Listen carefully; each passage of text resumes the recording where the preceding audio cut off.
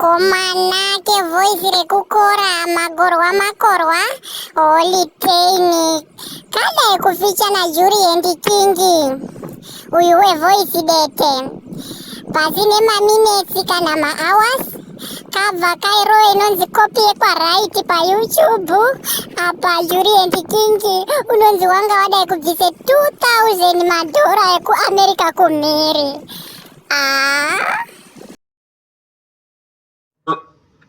Iwe mfana wezvizoro nawe yakondanzwa but inini chandotaura ndechekuti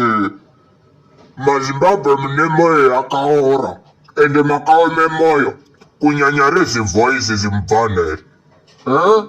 wese wakaripote ere munhu kuti waite corporate anditi munhu unenge wafunga nedzoro rake woimba ka zvine basa rei ndikaimbe zvenhu yakadofanana neyapo zvine basa rei siyakandiriwo mari kurwadziwa mune moyo yakaora wese wakabvisise songo yemunhu uri satani chaiye mupenyu satani uri satani uri mweya watsvina utori dhimoni diaboros kusade kuti vamwe asumukire